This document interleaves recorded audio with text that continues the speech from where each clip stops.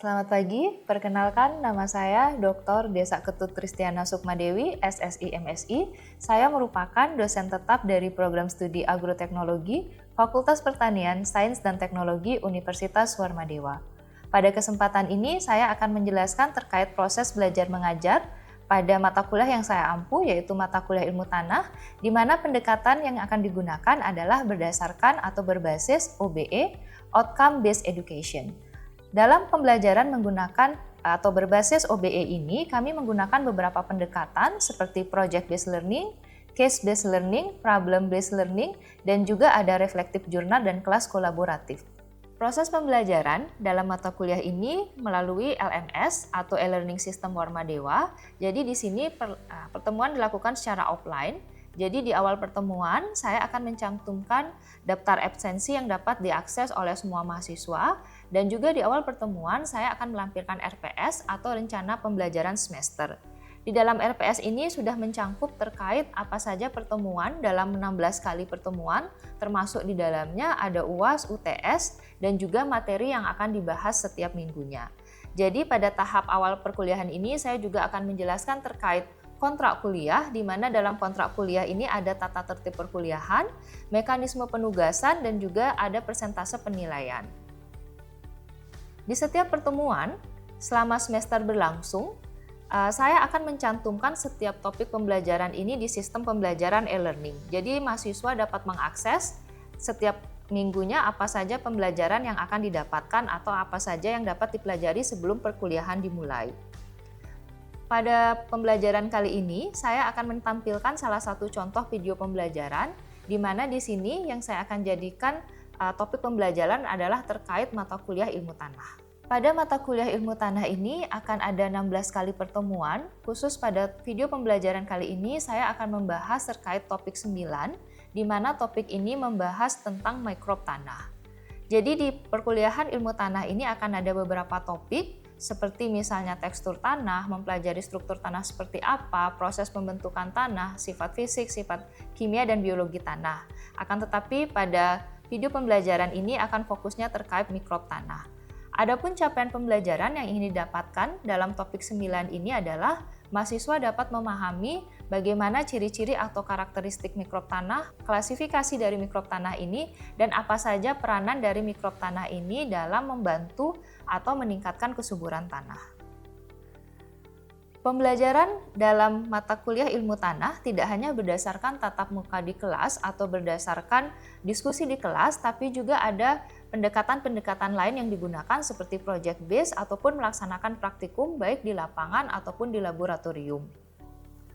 Penilaian akhir dari mata kuliah ilmu tanah ini merupakan akumulasi dari pertemuan 1 sampai 16, jadi akan ada persentase di setiap pertemuan di setiap kelasnya, dan akumulasi total adalah berdasarkan dari tugas-tugas yang telah dilaksanakan, tatap muka di kelas, diskusi, keaktifan mahasiswa, berdasarkan UAS dan UTS, serta berdasarkan praktek kerja di laboratorium ataupun di lapangan. Ini juga berdasarkan case-based learning ataupun berdasarkan problem-based learning yang telah dilaksanakan mahasiswa. Jadi keseluruhannya akan diakumulasi menjadi nilai sikap, keterampilan, dan juga pengetahuan. Selamat siang adik-adik semuanya. Pada siang hari ini saya akan menjelaskan terkait mata kuliah ilmu tanah pertemuan kita yang ke-9, yaitu terkait mikrob tanah. Mungkin sebelumnya adik-adik sudah pernah dengar terkait mikrob tanah, atau ada yang tahu kira-kira apa saja sih yang termasuk ke dalam mikrob tanah? Karena di sini ke depannya ini akan menjadi sangat penting ya, karena banyak sekali keterkaitan antara mikrob tanah ini dengan fungsi tanah, khususnya secara biologis. Minggu lalu mungkin saya ada menjelaskan terkait apa saja fungsi-fungsi atau apa saja sifat biologis tanah yang penting, yaitu salah satunya mikrob tanah ini. Oke, ada yang mau menjawab dulu? Kira-kira ada yang tahu apa saja jenis mikrob di tanah? Saya persilakan. Oh ya, silakan Irma. Mikrob tanah yang saya tahu itu ada fungi, ada bakteri, dan ada mikorrhiza. Oke, benar tadi seperti Irma jawab ya, bahwa di dalam tanah itu ada 5 kelompok besar, yaitu ada bakteri, ada aktino, ada fungi, alga, dan juga protozoa. Jadi tadi yang mikorrhiza yang dijawab oleh Irma itu masuknya salah satunya ke panjai atau fungi. Jadi sebenarnya banyak sekali ada jenis mikrop di dalam tanah, di mana yang paling dominan itu adalah kelompok bakteri. Jadi kelompok bakteri ini paling banyak ditemukan di dalam tanah. Kalau misalnya bisa kita lihat, ukurannya memang sangat kecil, kurang dari 1 mikrometer, tapi ini jumlahnya jauh lebih banyak dari 4 kelompok lainnya. Dan peranannya juga sangat banyak di dalam tanah. Nanti kita akan bahas ada sub-sub selanjutnya, apa saja sebenarnya peran-peran utama dari bakteri ataupun jamur, Actinomycetes, dan juga bagian-bagian lain dari mikrob tanah ini. Oke, seperti yang kita tahu, tanah ini merupakan sebuah ekosistem yang sangat-sangat kompleks, di mana penghuninya ada sangat banyak sekali ya. Jadi penghuni di dalam tanah, kalau misalnya bisa teman-teman atau adik-adik ibaratkan itu seperti sebuah kompleks perkotaan gitu misalnya. Di mana di kompleks perkotaan itu ada penduduk, salah satu penduduknya di dalam kompleks itu ya bakteri ini, ataupun misalnya mikrob tanah ini, baik itu jamur, Actinomycetes, dan lain sebagainya. Nah, ini kenapa mikrob tanah ini menjadi penting dan kenapa adik-adik perlu mempelajari ini. Jadi mikrob tanah ini bisa dijadikan salah satu indikator kualitas tanah ataupun kesuburan tanah.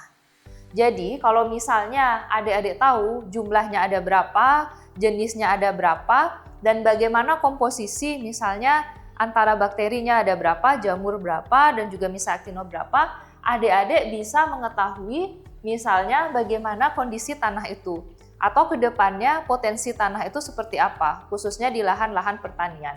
Karena ini merupakan salah satu komponen penting.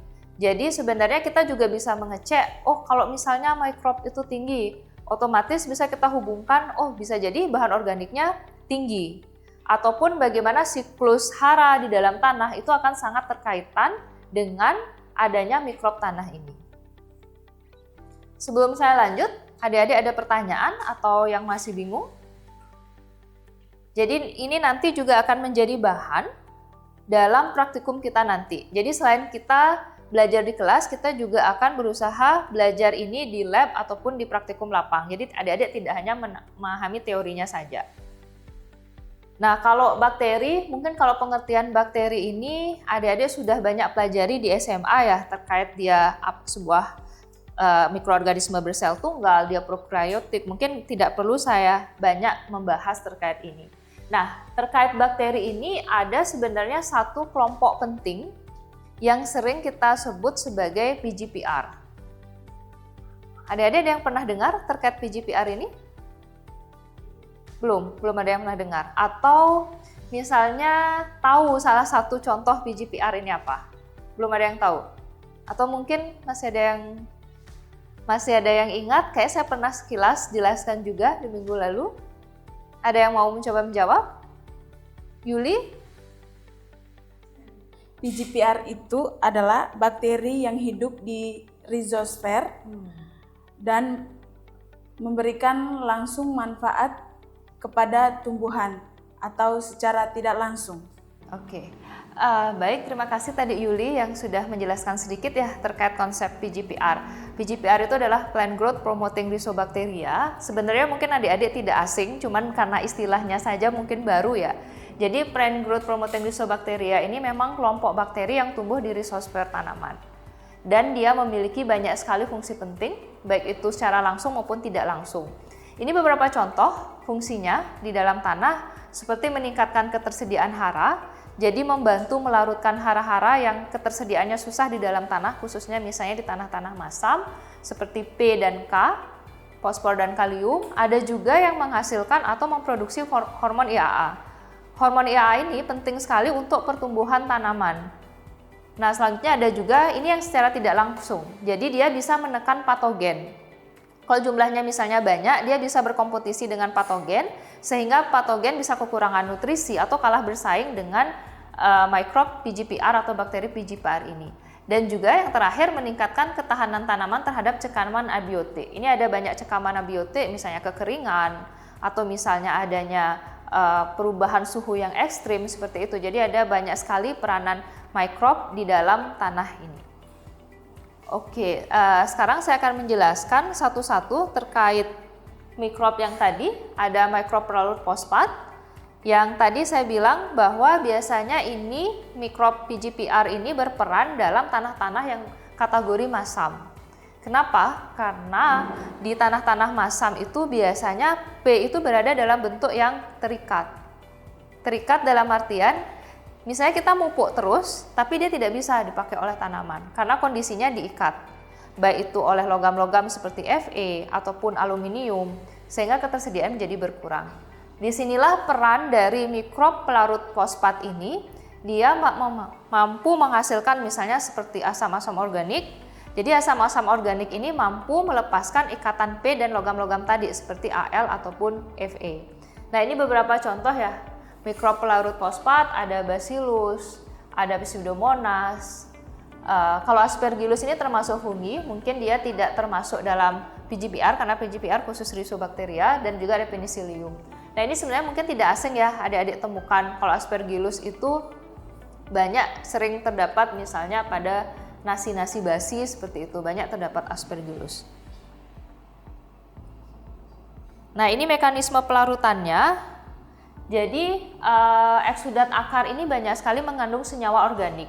Jadi senyawa organik ini kenapa mikroorganisme suka di sekitar perakaran? Karena ada banyak sekali unsur-unsur atau senyawa-senyawa yang diperlukan mikroorganisme itu untuk tumbuh. Jadi ada pertukaran. Misalnya mikroorganisme itu membantu melarutkan P, mikroorganisme juga banyak memperoleh nutrisi dari eksudat akar.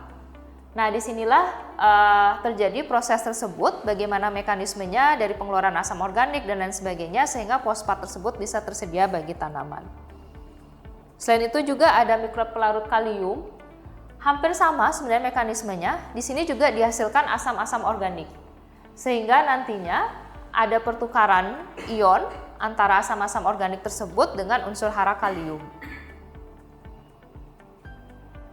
Nah, ini juga menjadi salah satu sangat penting ya. Mungkin sering diabaikan terkait bakteri yang bisa menghasilkan hormon IAA. Cuman di sini ada ini ya.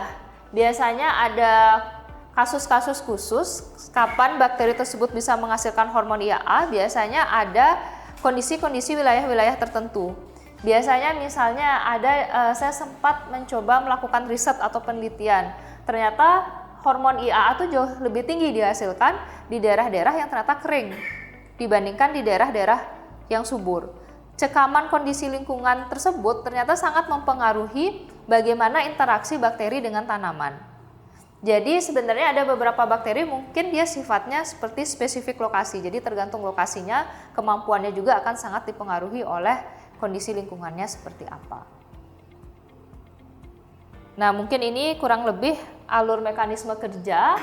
Jadi ada kenapa misalnya bakteri tersebut bisa atau mau bisa menghasilkan hormon IAA, karena tanaman tersebut biasanya mengeluarkan prekursor atau misalnya driving force-nya berupa triptopan. Jadi dia merupakan prekursor IAA. Kalau misalnya tanaman menghasilkan ini, baru biasanya bakteri tersebut terinduksi untuk menghasilkan hormon IAA tersebut. Jadi sangat penting sekali bagaimana interaksi antara tanaman, bakteri, dan juga kondisi lingkungannya. Nah, ini mungkin gambarannya ya. Bagaimana mekanisme pelarutan fosfat, bagaimana pelarutan kalium dan juga IAA production. Jadi ada hal yang saling dipertukarkan antara misalnya eksudat dengan unsur hara yang ingin didapatkan. Kalau misalnya potasium atau kalium itu sangat dipengaruhi juga oleh kondisi mineral. Mungkin sebelumnya adik-adik masih ingat ada berbagai jenis mineral, tipe clay-nya berbeda, itu juga responnya terhadap unsur hara kalium juga akan berbeda. Jadi biasanya seperti ada tipe liat tertentu yang dia memerlukan kalium yang sangat banyak karena tipenya menjerap kalium. Nah, di sini bakteri itu juga bisa membantu bagaimana sih mengeluarkan kalium yang terjerap tersebut, entah menghasilkan asam organik misalnya atau menghasilkan unsur hara yang lain. Nah, kalau yang sebelahnya tentang IAA production itu terkait dengan penghasilan triptopan oleh akar tanaman sehingga merangsang untuk dihasilkannya hormon IAA. Selain ini, ada juga yang tidak kalah penting. Ada yang pernah melihat bintil akar di tanaman? Pernah? Kira-kira tahu apa itu fungsinya? Vian misalnya, tahu? Mungkin beberapa orang mengira tanamannya terkena penyakit ya, sekilas. Padahal sebenarnya ini salah satu bentuk simbiosis antara bakteri yang bisa menambat N dengan akar tanaman. Kalau simbiosis ini dia juga sifatnya agak spesifik ya. Jadi dalam penambat N itu ada dua jenis, ada dia yang bersimbiosis dan ada yang dia tidak bersimbiosis atau hidup bebas. Kalau dia bersimbiosis ini, dia akan masuk ke jaringan akar tersebut. Maka terbentuklah bintil-bintil akar. Bintil-bintil akar ini merupakan indikasi adanya bakteri penambat N. Jadi ini termasuk golongan yang simbiotik. Ada yang tahu kira-kira biasanya dia bersimbiosis dengan tanaman apa? Ya, kacang-kacangan. Jadi biasanya di tanaman-tanaman legum. Di putri malu juga kadang ada kacang-kacangan, dan itu yang biasanya kalau menurut adik-adik dia akan lebih bagus kita manfaatkan bakteri penambat N ini yang bersimbiosis atau yang hidup bebas. Bersimbiosis? Yang lain juga menjawab bersimbiosis atau hidup bebas? Oke, bersimbiosis ini menjadi faktor penting. Benar tadi bersimbiosis, kenapa? Karena kalau dia bersimbiosis ini, dia hidupnya di dalam sel akar. Jadi bakterinya tuh tumbuh di dalam sel akar sehingga gangguan-gangguan dari luar tuh sedikit. Jadi tidak ada kompetisi dengan bakteri lain yang berada di tanah. Karena dia hidupnya langsung di dalam sel akar. Dia lebih terlindungi seperti ini. Ini salah satu prosesnya ya.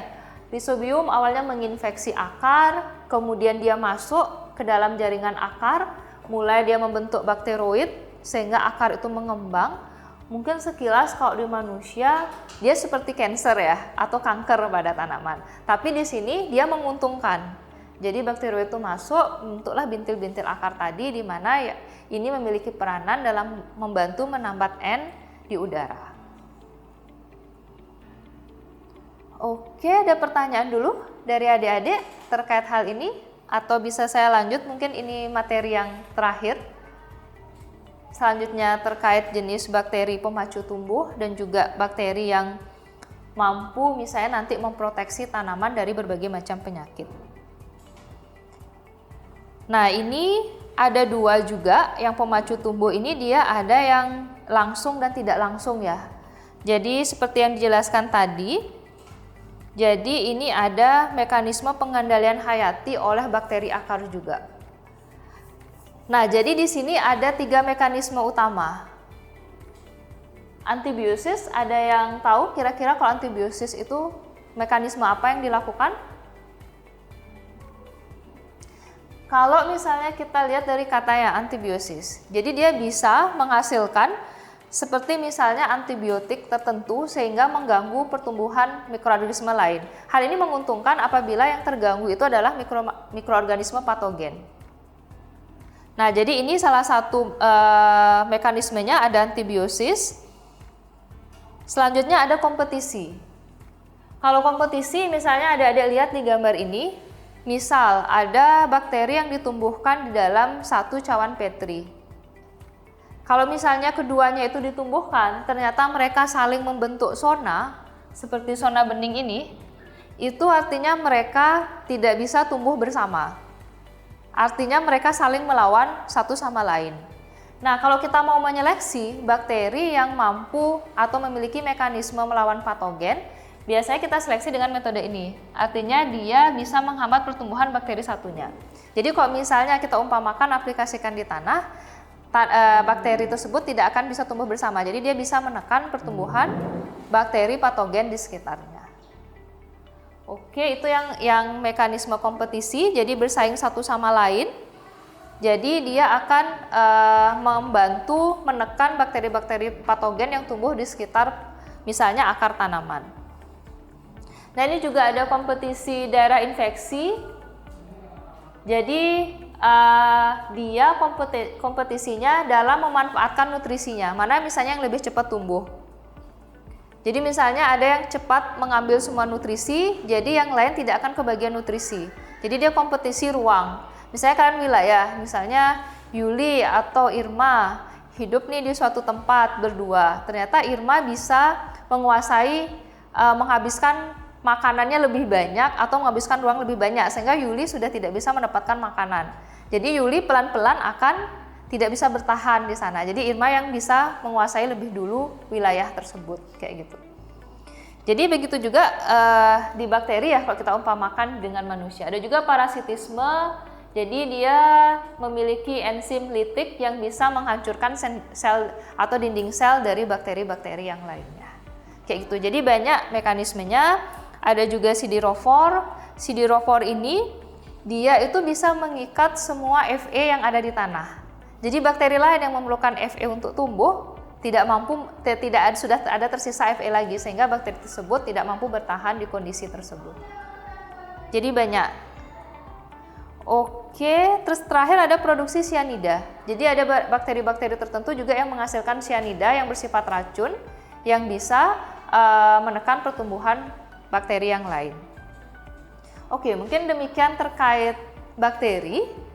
Ada pertanyaan dari adik-adik terkait bakteri? Tidak? Saya lanjut sedikit di dua materi terakhir yaitu terkait cendawan. Cendawan ini fungi tadi ya. Fungi juga sebenarnya memiliki peranan yang juga yang sangat penting. Tidak kalah pentingnya dari bakteri, cuman mungkin jumlahnya tidak sebanyak bakteri yang ada di tanah. Jadi dia peranannya juga sama, ada yang bersifat bisa melarutkan fosfat, ada juga bisa melarutkan kalium, dan juga beberapa menekan pertumbuhan patogen kayak tadi dengan kompetisi ruang misalnya, atau menghasilkan enzim-enzim tertentu. Nah terakhir ada Actinomycetes. Actino ini sebenarnya peralihan ya, sekilas terlihat seperti bakteri, tapi sekilas juga terlihat seperti jamur. Dia biasanya kalau tumbuh di media agar dia lengket. Kalau bakteri itu kan timbul biasanya halus. Kalau jamur juga biasanya sporanya. Kalau ini dia lengket dan memang juga jumlahnya tidak sebanyak bakteri tadi, tapi perannya juga sangat penting. Actino ini seringkali digunakan atau diisolasi untuk menghasilkan antibiotik.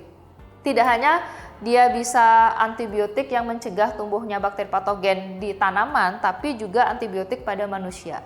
Jadi banyak sekali yang dimanfaatkan dari Actinomycetes ini. Oke, mungkin demikian ya yang dapat saya sampaikan sekilas tentang mikrob tanah ini. Semoga bermanfaat. Kalau adik-adik ada pertanyaan, saya persilakan. Misalnya masih ada yang bertanya. Desa, ada pertanyaan? Oke, yang lain? Oke, kalau tidak ada pertanyaan, mungkin saya tutup dulu sesi ini. Nanti kita akan lanjutkan dengan sesi praktikum. Mungkin akan lebih banyak pertanyaan. Kita akan belajar sampling di lahan seperti apa untuk sampel mikrob tanah dan juga bagaimana kita isolasi di laboratorium. Baik, demikian kelas hari ini. Terima kasih adik-adik yang sudah hadir. Semoga apa yang saya sampaikan bisa bermanfaat buat adik-adik semuanya. Selamat siang dan selamat beraktivitas kembali.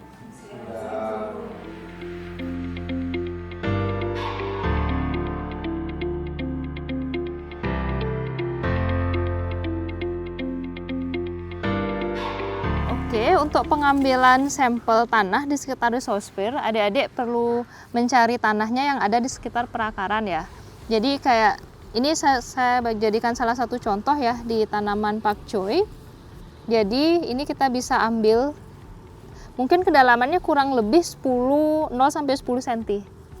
Jadi biasanya mikroorganisme itu banyak tumbuh di atas permukaan tanah. Jadi misalnya seperti ini ada tanah kan di sekitar perakaran. Nah ini yang adik-adik ambil untuk nanti diisolasi di laboratorium.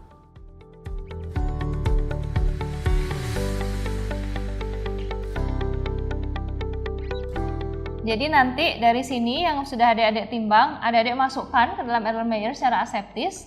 Dari Erlenmeyer ini nanti akan ada pengenceran.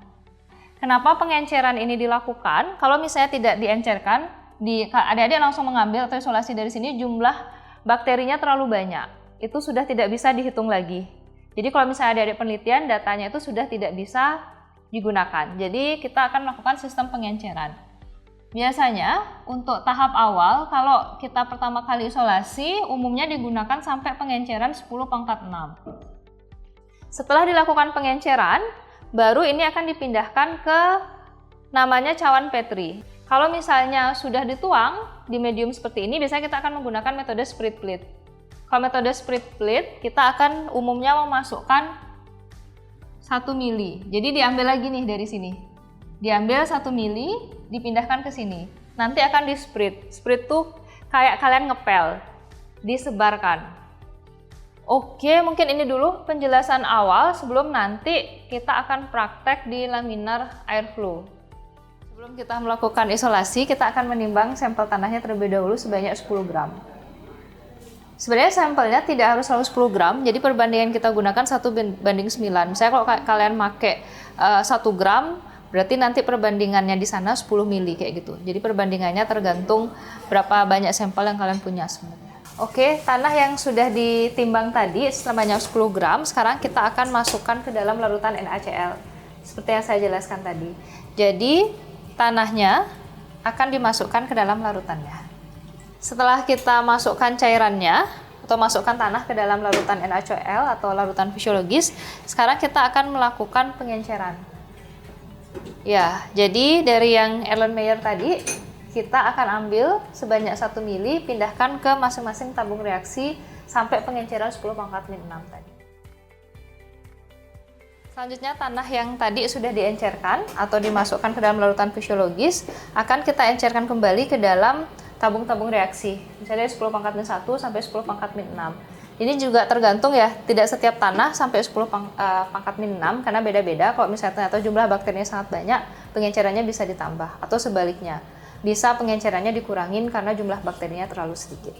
Setelah dilakukan pengenceran tadi ke 10⁻⁴ tadi, kita akan shaker ya. Shaker ini fungsinya supaya dia homogen. Jadi tidak ada yang di bawah atau tidak ada di atas, tapi tercampur secara rata. Jadi bakteri yang nanti kita akan pindahkan ke pengenceran selanjutnya itu sudah homogen. Jumlahnya sama atau konsentrasinya sama. Oke, setelah diencerkan tadi akan ada tahap selanjutnya. Yang praktikum kali ini kita akan menggunakan metode split plate. Jadi yang sudah diencerkan dipindahkan ke cawan Petri dan kemudian di sprit. Sprit itu yang kayak saya bilang mengepel tadi. Jadi bakterinya supaya menyebar di atas permukaan medium. Jadi split plate ini umumnya yang dihasilkan itu bakteri yang kita dapatkan dari isolasi, bakteri yang bersifat aerob. Aerob itu artinya bakteri yang memerlukan oksigen karena dia tumbuhnya di atas permukaan.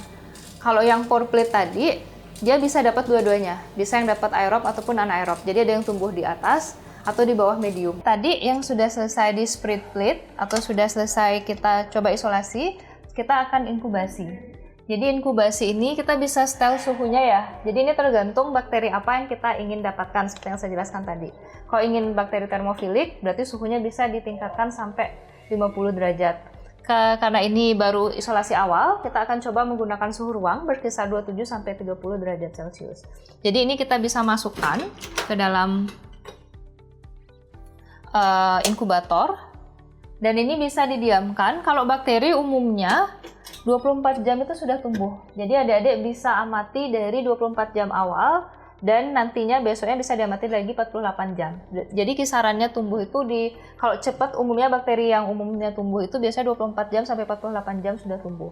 Setelah itu bisa adik-adik hitung berapa jumlah koloninya. Nanti saya akan contohkan juga, akan perlihatkan contoh yang sudah ada yang tumbuh. Jadi adik-adik bisa nanti menghitung ataupun mengetahui bagaimana bentuk bakteri yang tumbuh. Ini contoh salah satu bakteri yang sudah tumbuh ya dari hasil inkubasi. Jadi nanti ini bisa adik-adik jadikan patokan untuk pengamatan nanti. Ini terlihat jelas nggak bentuk bakterinya? Dia seperti mengkilap. Ada yang bentuk bulat, ada berbagai warna di sini. Jadi ini contoh bakteri yang tumbuh. Ini bulatan. Jadi nanti jumlah ini yang adik-adik hitung berapa jumlahnya. Setiap pengenceran seharusnya kalau adik-adik kerjanya bagus dan tidak ada banyak kontaminan, dia akan jumlahnya menurun. 10⁻⁴ itu akan paling banyak sampai menurun 10⁻⁶. Harusnya jumlahnya menurun. Kalau misalnya terjadi lebih banyak bisa terjadi ada human error atau yang lainnya. Jadi ini nanti dihitung berapa jumlahnya, range yang bisa dimasukkan atau digunakan dalam perhitungan yaitu 30 sampai 300. Baik, demikian pembelajaran terkait mata kuliah ilmu tanah, khususnya terkait mikrob tanah. Semoga apa yang saya berikan dapat bermanfaat, baik itu bagi adik-adik mahasiswa ataupun rekan-rekan lainnya yang mempelajari terkait mikrob tanah. Terima kasih.